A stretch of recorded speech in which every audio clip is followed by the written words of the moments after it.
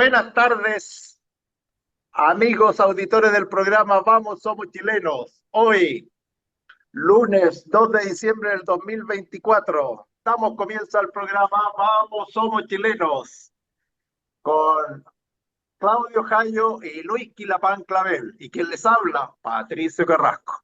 Analizaremos los temas que a ustedes les interesa porque este lunes tenemos muchas informaciones que comentar. Vamos a tratar temas regionales. Por ejemplo, ¿qué pasó con los incendios? Lo que está pasando con los incendios, con estos nuevos posibles imputados en el caso de incendio en Valparaíso, que podría ser, ya no es la ultraderecha ni la inmobiliaria.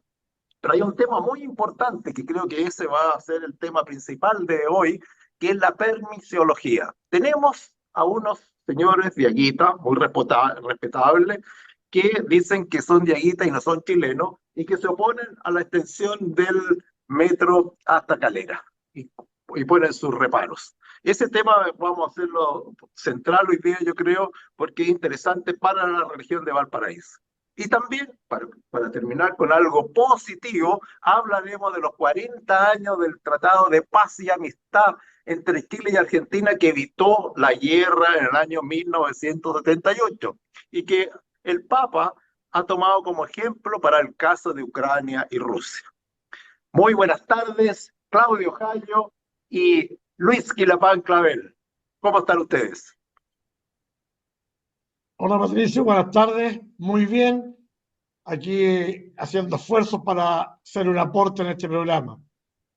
Que estén bien. Hola, hola Patricio, hola Claudio, qué bueno encontrarnos nuevamente esta tarde para comentar esos temas que anunció Patricio. Tenemos mucho que hablar sobre el particular, así que Bien, estamos listos. comencemos entonces con Luis Quilapán. ¿Qué opina de la permisiología y esto que está pasando en Valparaíso, en la región de Valparaíso y también en Chile? Porque hemos sabido que se demoran hasta 1.300 días los tribunales de medioambientales para hacer unas resoluciones. Yo creo que ya más todo el tiempo que se han tomado para reunir los antecedentes, presentarle, decirle que esté bien, hasta cuando aparece una ONG o algún grupo indígena que se opone y pasan otros 3 años, 4 años, para que le respondan si pueden hacer un proyecto. ¿Qué pasa, Luis, que van según tú? Bueno, estamos en una situación que se ha ido acrecentando con el tiempo, esa es mi opinión, porque desarrollar un proyecto que sin duda beneficia a más de 1 millón de personas, te comentan 1.100.000 personas, extendiendo la línea del metro tren desde Quillota hasta Calera, que no son muchos kilómetros, pero es una extensión. Hay que pensar que por ahí antes pasaba la línea que iba a Santiago, es decir, trazado de tren ha habido históricamente, estamos hablando del siglo XIX, desde la creación de los trenes en Chile. Pero resulta que, claro, ahora como es un nuevo proyecto y hoy han aparecido estos grupos de interés, voy a reforzar bien y poner con mayúscula, negrita, grupos de interés que le llaman así o le llamo yo así porque en realidad están interesados más bien financieramente que en rescatar la cultura originaria, etcétera. El caso particular que estamos tocando de la extensión del metro tren, que ya se habían hecho evaluaciones medioambientales, estaba la decisión con una consulta ciudadana. Y en medio de este proceso aparece este grupo que se declaran que no son chilenos, sino que son diaguitas. Me recuerda el tema de la intento de modificar o reemplazar la Constitución de la República. Este grupo de interés que llegó ahí, no es que hayan estado ancestralmente ubicados en cercanías de la Calera, sino que llegaron hace poco tiempo, 10 años llegaron ahí, se declaran diaguitas y ¿qué es lo que hacen? Caminan por el sector donde está la línea del tren, recogen hierba. Entonces, quieren hacer creer a la gente de La Calera particularmente que ellos tienen que seguir haciendo sus actividades, comillas, ancestrales, sin importar el interés de los chilenos, sino que el interés de ellos que se declaran diaguitas. Es una familia, Araya Araya, es una familia. No tiene ningún apellido diaguita. Entonces, y eso detiene el proceso, eso es una cuestión increíble. Eso detiene el proceso para la aprobación de un proyecto que seguramente es muy anhelado por la gente de La Calera. Si esto consiste en recuperar la estación de trenes antigua, que seguramente ustedes conocen, llegando a La Calera por la ruta Camino Internacional hacia allá, para ir en dirección a Calera, después al aproximarse, ahí hay un cruce de tren y ahí está la estación, esa estación existe. Y resulta que ahora, teóricamente, no podría estar. No podría estar extendido de... ¿Por qué? Porque apareció la familia Diaguita, comillas, entre comillas, Diaguita Araya Araya, que se opone a este desarrollo que va en beneficio, como reitero, de la población, no solamente La Calera, la gente de La Cruz. La gente de La Cruz, hoy día la única posibilidad que tiene es trasladarse, por ejemplo, a Valparaíso, a Viña del Mar, usando micros o vehículos de auto.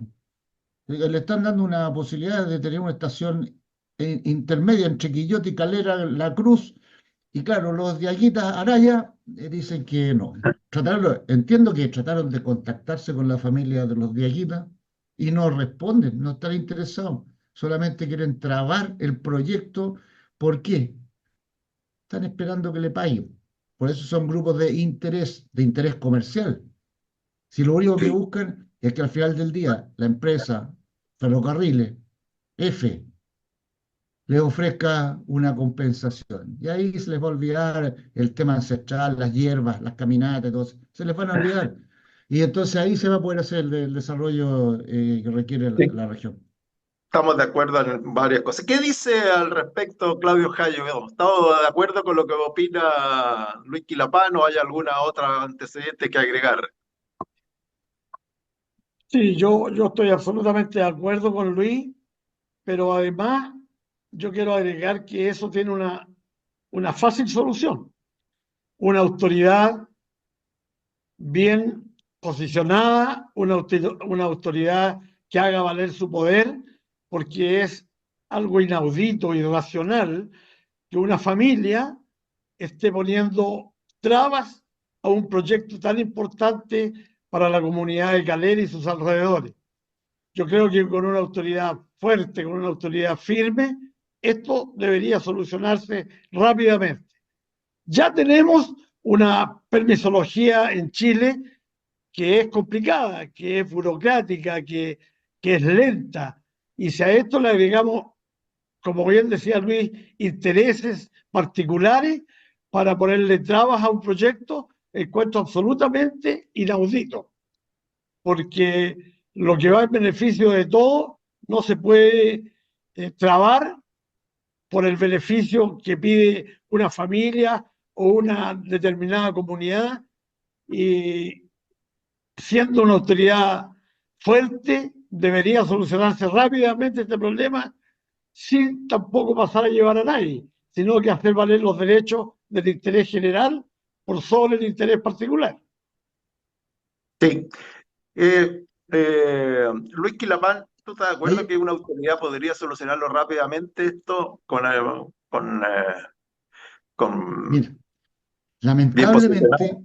lamentablemente, aunque me gustaría que fuera como dice Claudio, eh, el país, de acuerdo a la legislación vigente, se ha ido entrampando en la forma de otorgar los permisos para el desarrollo. Entonces, todo proyecto, por sencillo que sea, por básico que sea, por ley, tiene que pasar por una evaluación de impacto ambiental. Y ahí es donde aparecen estos grupos de interés. Si todos están esperando, ahí siempre hay abogados dispuestos a ganarse unas luquitas, asesorando a grupos pequeños que quieren proteger sus intereses financieros.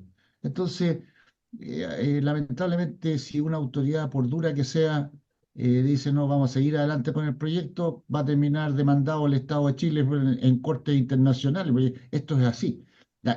Ya la ley está hecha y la gente, como sabemos, va a sacar rendimiento de la ley, lo que le permite la ley. Y la ley a estos grupos minoritarios de interés les permite parar las obras. Esto ya había sido la evaluación de impacto ambiental ya había sido hecha. Si estos señores de Aguitas, entre comillas, Araya, Araya, son de ahora. Mira, yo leía en el diario El Mercurio, dice que la familia Araya de Aguita tiene su origen recién. Los fundadores Gregorio Araya y Auristela Torres llegaron en 1900, escuchen bien, en 1978.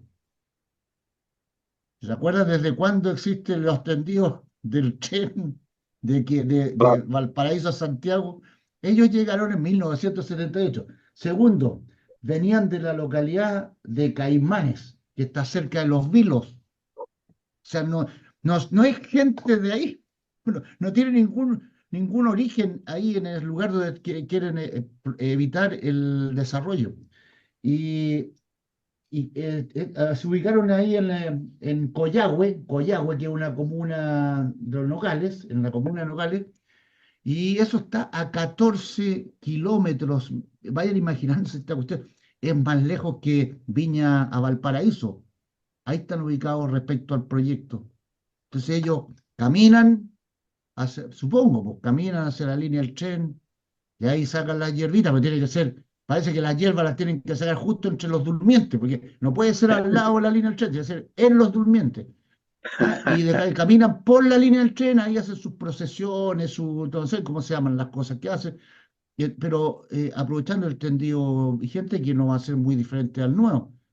Y eso es lo que nos tiene detenido en el desarrollo del país.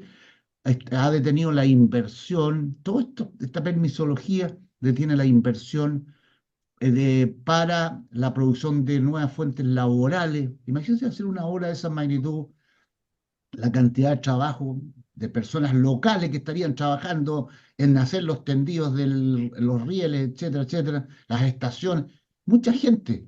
Pero resulta que un grupito, Araya, Araya, comillas, de Aguitas, están trancando la pelota, como se dice en buen chileno.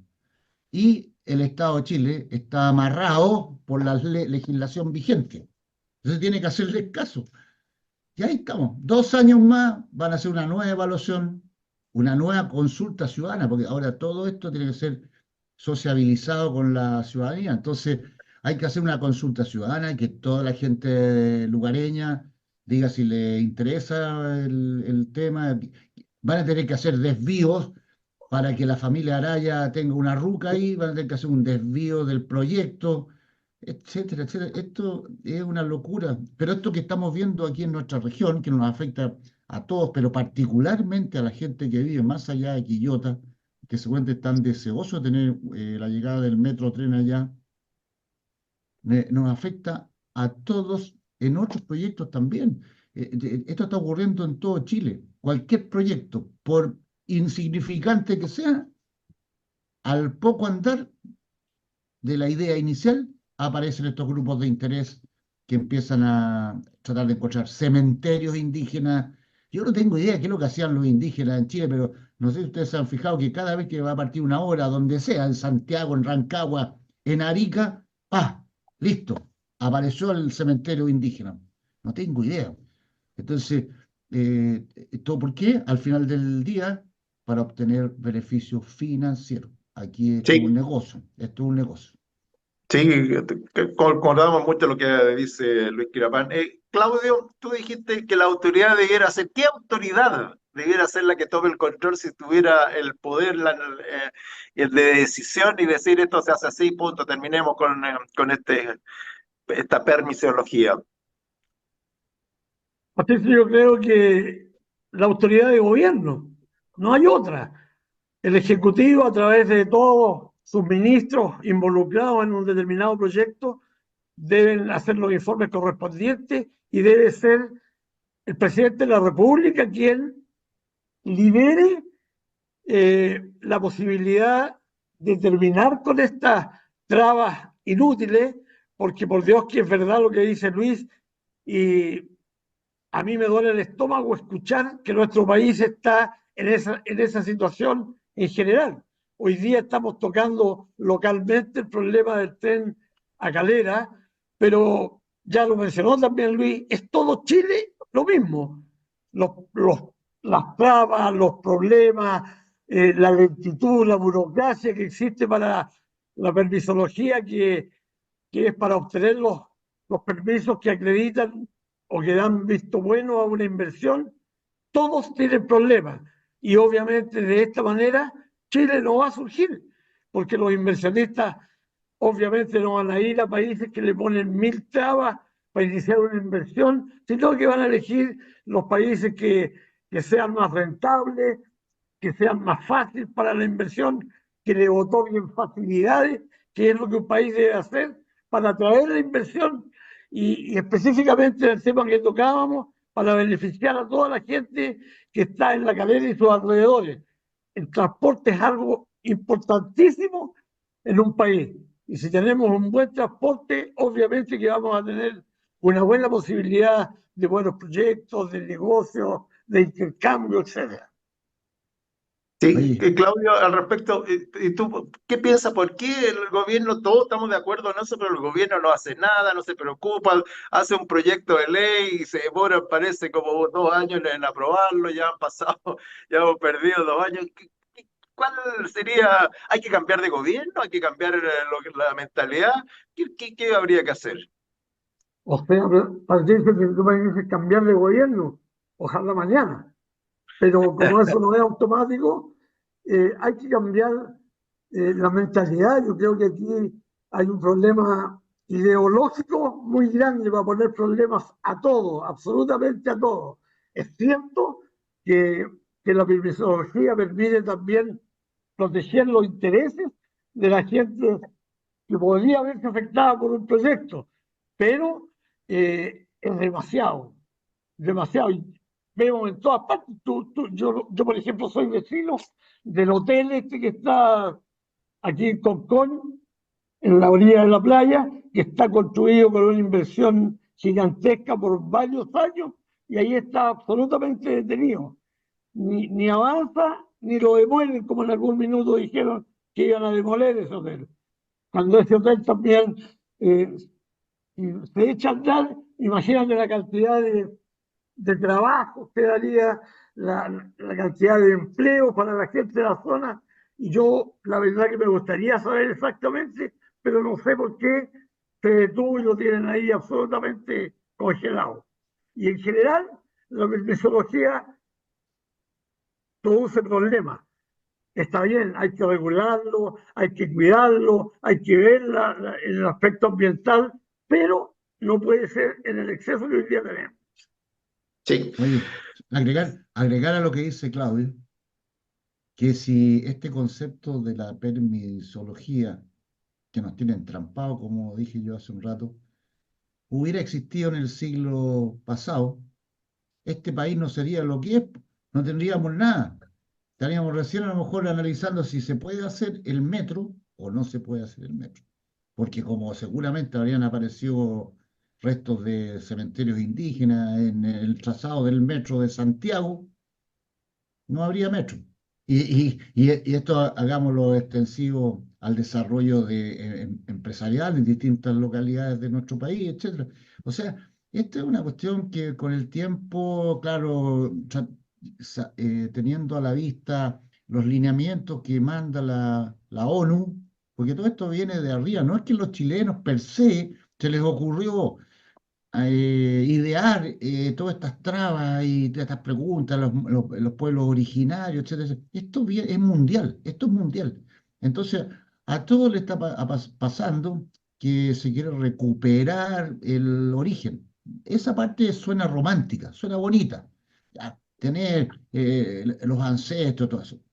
Pero si nos quedáramos, esta es una cuestión filosófica, si nos quedáramos con los ancestros solamente, bueno, tendríamos que vestirnos nosotros con el casco de los españoles, con coraza de todo, porque los tiempos han ido avanzando. Los indígenas de ayer no son los mismos indígenas de hoy. Los originarios de antes no son los originarios de hoy. Son personas civilizadas. Han ido obteniendo desarrollo conjuntamente con todos los ciudadanos chilenos y ellos forman parte de la ciudadanía chilena. Por eso que en este caso que estamos viendo, en particular, la señora que se declara vocera de la comunidad diaguita, que se llama, mira, pues, escuchen esto, esta vocera de la comunidad diaguita se llama Karina, no es, no es diaguita ese nombre Karina. El primer apellido, Galdames, tampoco es diaguita. El segundo apellido, Fuentes, tampoco es diaguita. Bueno, esa señora, escuchen lo que declara, escuchen lo que declara, dice, no nos interesa hablar de este tema.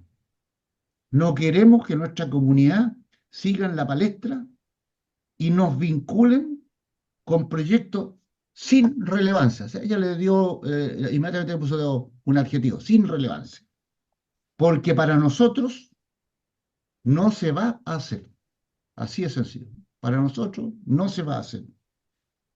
Y estamos dispuestos a defender con la vida, con la vida, están dispuestos a defender que no se haga el proyecto de La Calera con la vida.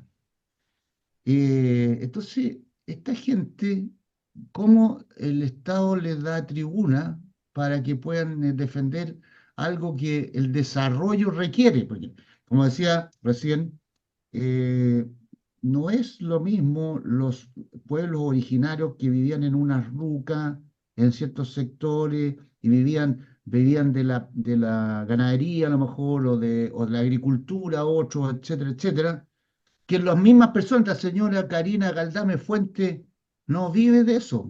Anda vestida seguramente como una ciudadana común y corriente de Chile.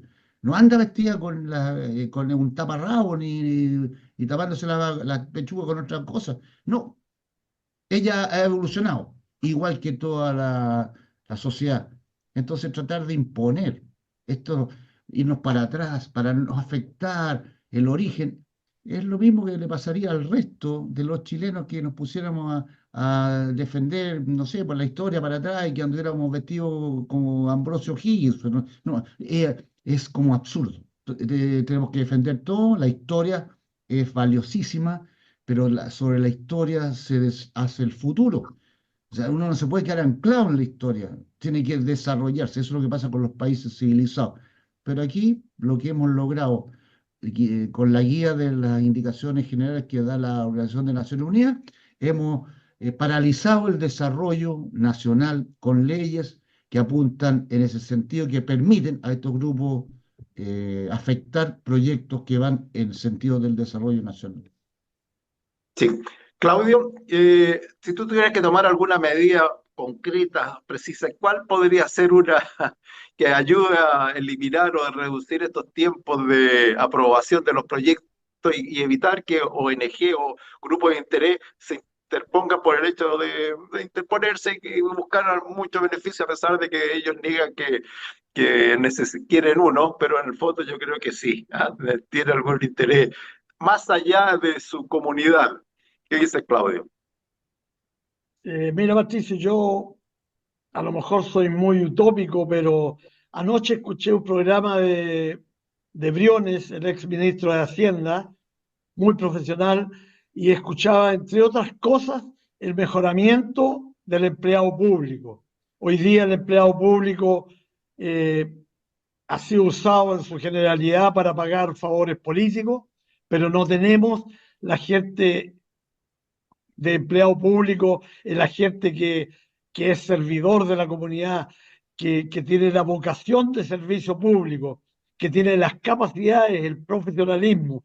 Yo creo que es un problema de larga solución, pero que va por ahí, porque el empleado público sea profesional, domine su área y tome medidas de acuerdo al beneficio del país y de la comunidad, y no a intereses políticos o a ponerle trabas porque es empresario, y ahí caemos en la parte ideológica. A los empresarios hay que ponerle problemas, no puede desarrollar esto tan fácilmente, entonces es un problema muy de fondo para solucionar.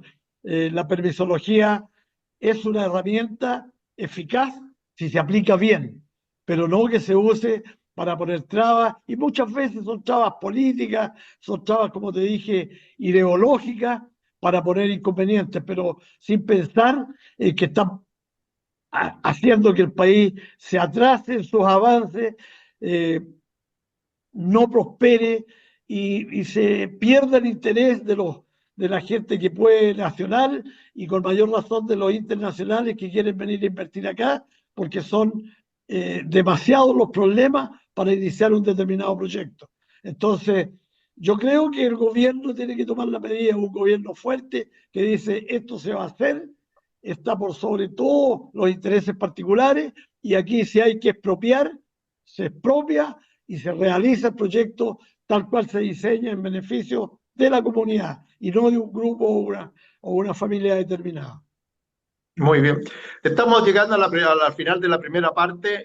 Hay un tema que me quedó pendiente que a lo mejor tendremos que analizar después, son los empleados públicos. Y yo tenía entendido que los empleados públicos no podrían ir a huelga, pero parece que van a huelga y nadie hace nada y se pasan las leyes, pero eso lo podremos analizar en otro tema, en otro día o más rato, que los empleados públicos se votan a huelga y no pasa nada. Van a huelga estando. Me gustaría que las Fuerzas Armadas se votaran a huelga, a ver qué pasa. Bueno. Vamos a ir a una pausa musical y comercial y volvemos en un rato más en el programa Vamos, Somos Chilenos junto a Claudio Jayo y Luis Quilapán Clavel. Hemos regresado al programa Vamos, Somos Chilenos, hoy con Claudio Jayo y Luis Quilapán Clavel. Hemos estado analizando en la primera parte toda la permisiología, todo lo que ha pasado, especialmente en la región de Valparaíso con los diaguitas primero, que no son chilenos según ellos, y segundo, que se oponen al trazado por la ampliación del metro hasta La Calera. Hemos terminado con un tema que era importante, los empleados públicos. ¿Qué importancia tienen los empleados públicos en la permisiología?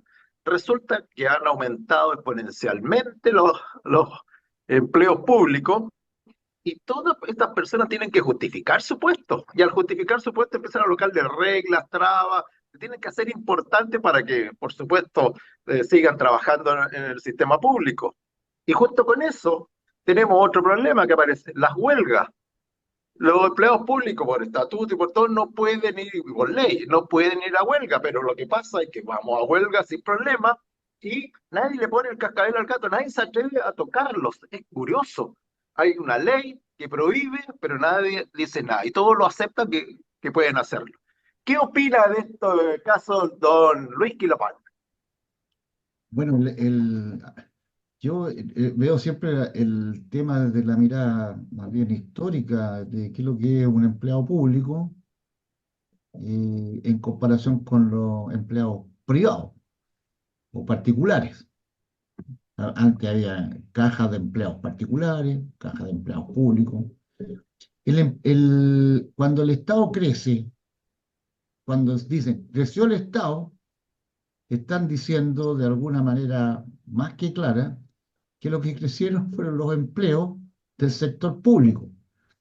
Y hoy día pareciera que estar en el Estado, o sea, ser trabajador público, parece que es rentable.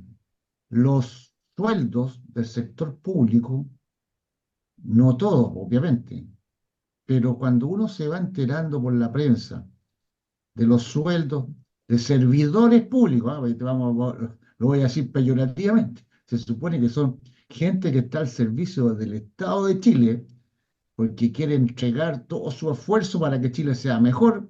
Bueno, cuando uno empieza a mirar los sueldos del sector público, se da cuenta que han ido creciendo también exponencialmente, así como ha crecido la cantidad de trabajadores públicos, ha ido creciendo la escala de sueldos del sector público. Entonces, estar dentro del Estado es atractivo. ¿Y qué ocurre? Que cuando vienen los cambios naturales, políticos, de acuerdo al resultado de las elecciones periódicas, no todos se van para la casa, porque si llega un gobierno, ya, esto es válido desde el nivel municipal hacia arriba, si llega un gobierno de otra tendencia, obviamente quiere, comillas, apitutar a sus contactos y los ingresa al servicio público. Cuando ese gobierno se va y viene el del otro color político, no se van todos tampoco, algunos se van. Y eso hace que muchos empleados públicos estén calentando sillones, asientos, escritorios y que sean poco productivos para el desarrollo del país. Si uno hace un paralelo con Estados Unidos, ya sabemos que después de elegido Donald Trump, han nombrado a Elon Musk.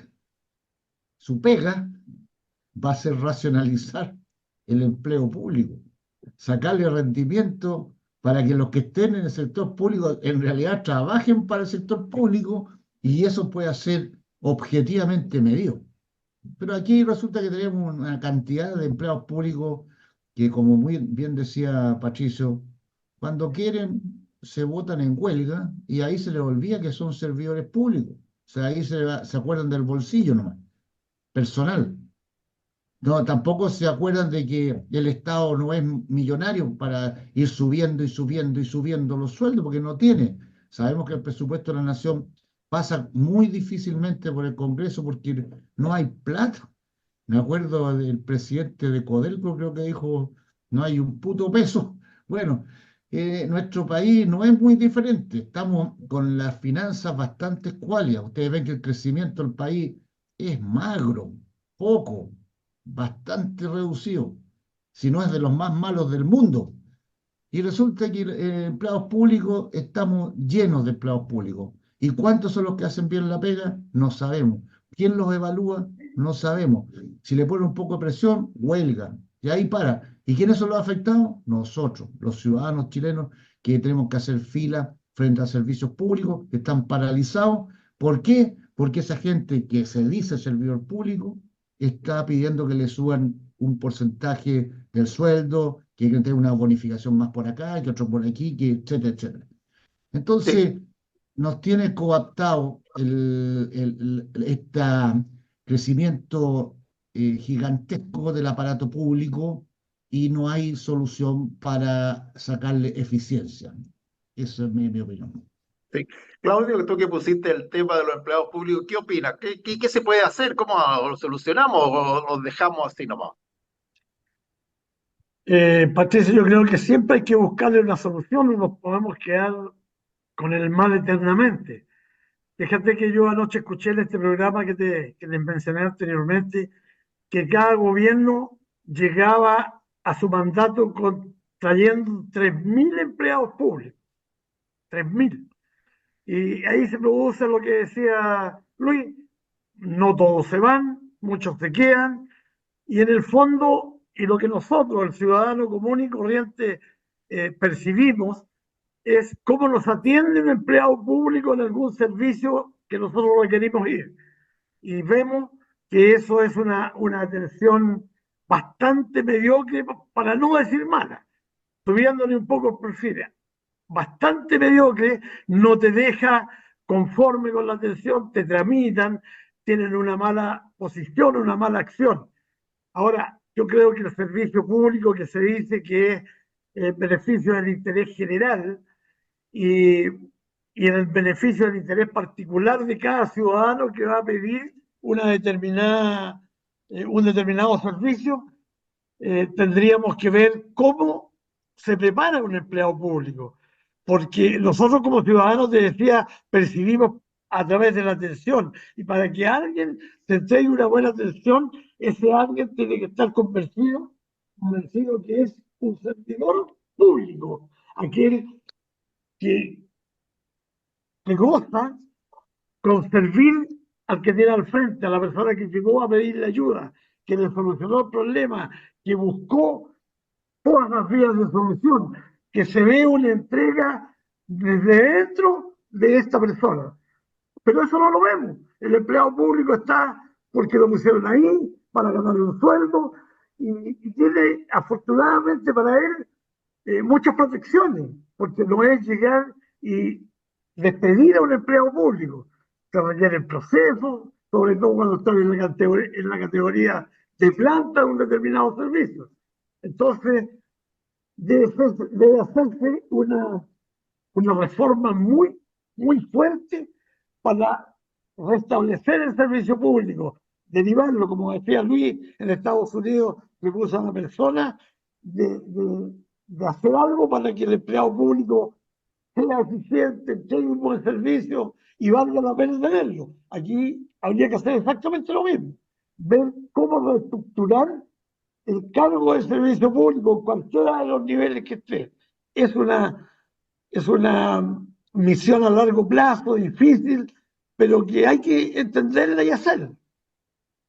Sí, al respecto de esto, y voy a preguntarle primero a Luis Quilapán, hablando de los servidores públicos que se deben a la comunidad, hubo un incendio acá en febrero, ¿no es cierto?, en Valparaíso, en toda la región de Valparaíso, y los responsables son servidores públicos, eran brigadistas de CONAF. ¿Qué dice, qué opina al respecto, Luis Quilapán? Bueno, eso es increíble, ¿cierto? Acuérdate que detrás de todas estas situaciones que uno parte conversando y al poco andar, cualquier tema, Patricio, Claudio, cualquier tema que uno toque en nuestro país, al final llega de todas maneras a los intereses financieros.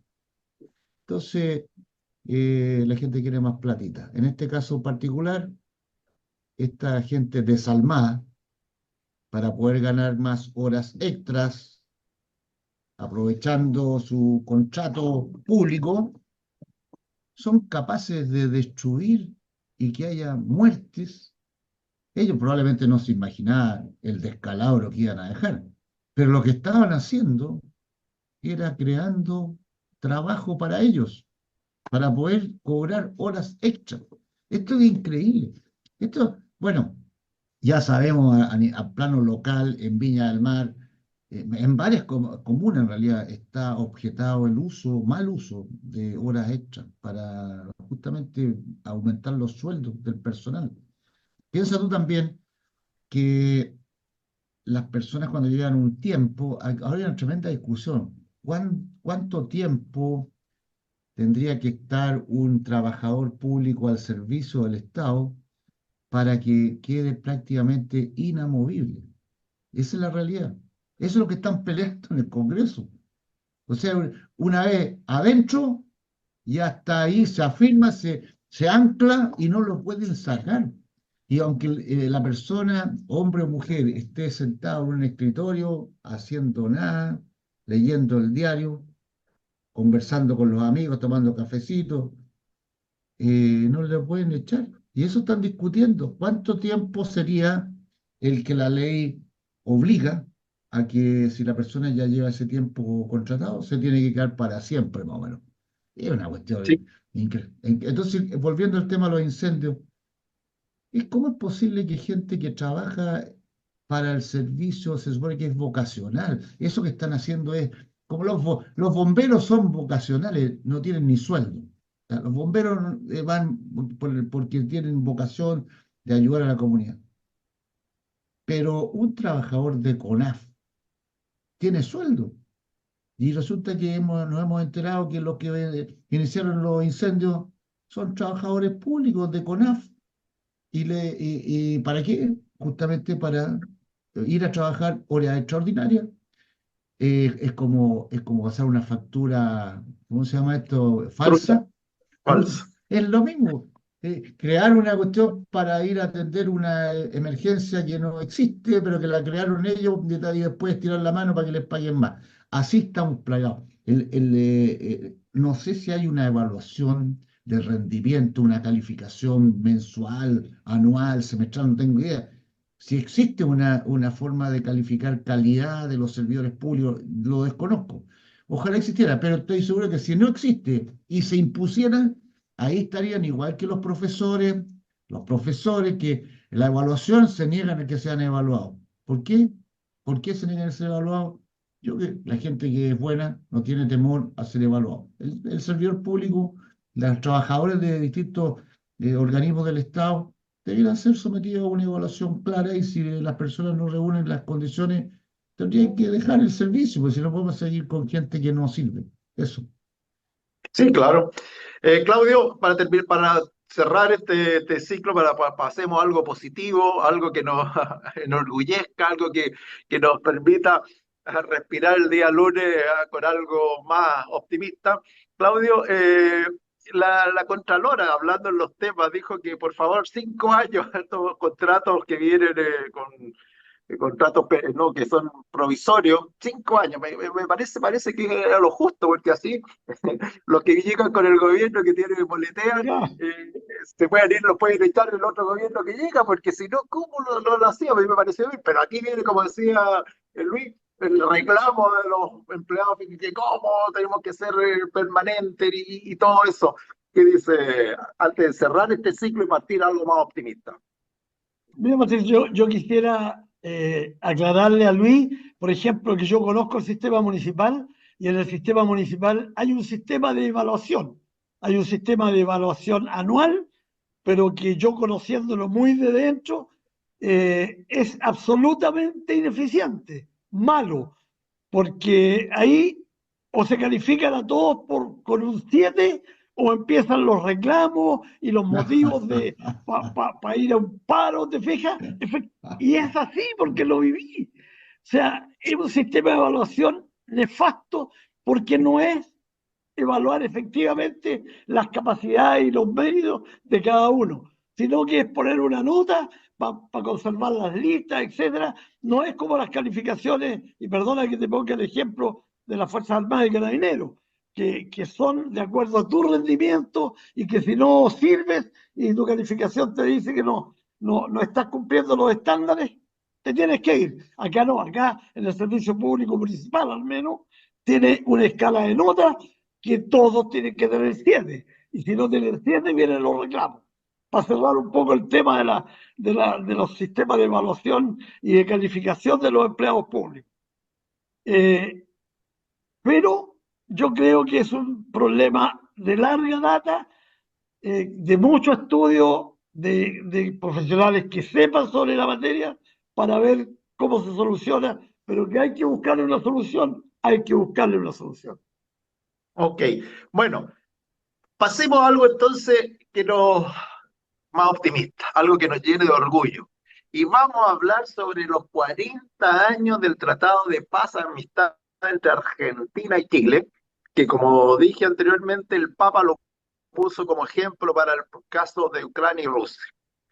Yo creo que todos vivimos esa época, los que estamos aquí en este panel de hoy día, vivimos la época de 1978 de diferentes maneras, y como vamos a partir con Luis Quilapay, que es más antiguo, bueno, que nosotros, tiene un poquito más de edad, de qué opina sobre este tratado, cómo lo vivió, qué conclusiones podemos sacar.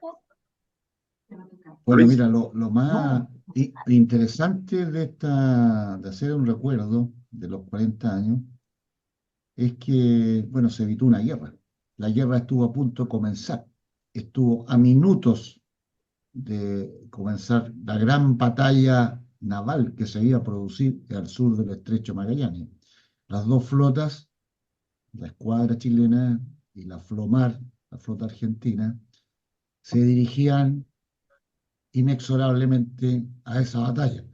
Yo estaba ahí, así que lo que estoy diciendo es una vivencia personal. Estaba como marino embarcado en el buque insignia. La actitud de los chilenos embarcados, al menos en el buque insignia, a mí me traía al recuerdo, me imagino que la última velada a bordo de la Esmeralda de Prat, la gente está resuelta a morir por la patria, defender la patria, hasta rendir la vida, si fuera necesario. Y la escuadra salió a combatir. Y bueno, mientras tanto seguía en paralelo el proceso para buscar un arreglo diplomático. La leyenda quizá se ha ido extendiendo en el tiempo, Algunos dicen que las malas condiciones meteorológicas obligaron a la FLOMAR a retromarchar. Podría ser. Otra opción es que cambiaron las condiciones y probablemente no era el momento para iniciar la gran batalla naval, por razones técnicas, operativas o lo que fuera. Pero al final lo que hay que rescatar es que a poco, yo creo, menos de una hora de iniciar los primeros intercambios de proyectiles, que daba inicio a una guerra que sabíamos cuándo iba a comenzar, pero no sabíamos cuándo iba a terminar.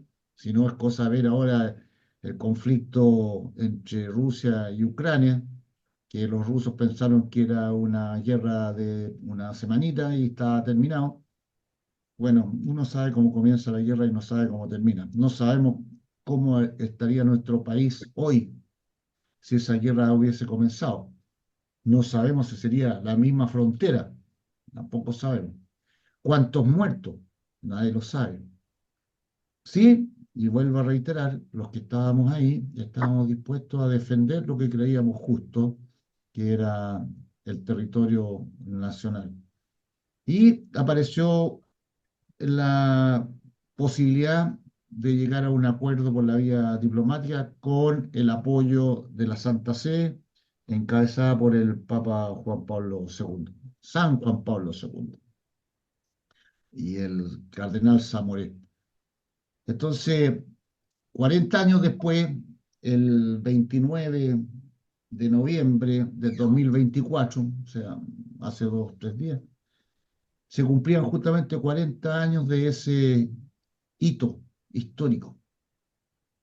Yo no sé, hago un paréntesis, yo no sé si hoy día hubiéramos pasado la guerra, se hubiera desarrollado la guerra, ¿cuál habría sido la crítica política al gobierno militar? Si habían estado las mismas agrupaciones de derechos humanos reclamando por los detenidos desaparecidos, etcétera, etcétera, o a lo mejor la historia habría preservado para siempre en un alto sitial lo que las Fuerzas Armadas de Chile habían desarrollado en el 78. Pero como no sabemos, uno puede juzgar lo que pasó, pero no lo que no pasó. Solamente puedo suponer. Entonces yo supongo que probablemente esa guerra que no sabíamos el destino, dónde íbamos a quedar, cómo íbamos a quedar, habría sido uno de los hechos más trascendentales de la historia nacional. Y volviendo al punto, se llegó a un acuerdo el 29 de noviembre de 1978, se llegó para poder firmar o para poder ir a la mediación papal, y el 29 de noviembre del 84 se firmó el tratado, que es el que nos rige hasta nuestros días. Yo lamento, de mi punto de vista, que siendo un hito tan trascendente en la historia de ambos países, no haya habido un encuentro presidencial. Lamento que en lo que hizo el Vaticano con la presencia del Papa Francisco, para recordar esto, haya concitado la asistencia de nuestro embajador, pero no del embajador de Argentina, sino que solamente, perdón, no el ministro de Relaciones Exteriores de Argentina, fue nuestro canciller, sino que solo el embajador ante la Santa Sede.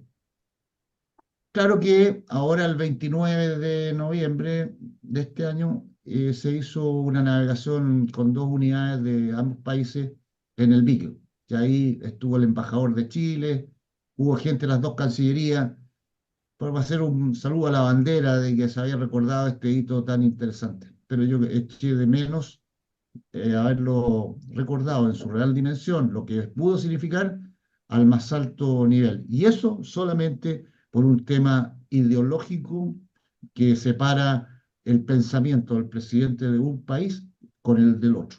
Eso es lo que yo Ok. puedo aportar. Claudio, ¿cuáles son tu experiencia y tu valor sobre este acuerdo? Pues sí, te parece que nos queríamos que ir por el vaso lleno y no con el con el medio vaso vacío y tenemos que irnos con algo positivo. Yo creo que hay que valorar lo que pasó hace 40 años, un 29 de noviembre, que fue el acuerdo entre ambos países y el evitar un conflicto que, como decía Luis, nadie sabe cuáles habrían sido sus consecuencias. Entonces, quedémonos con la sapiencia, con la sabiduría de quienes estuvieron en la firma de este acuerdo de paz entre ambos países.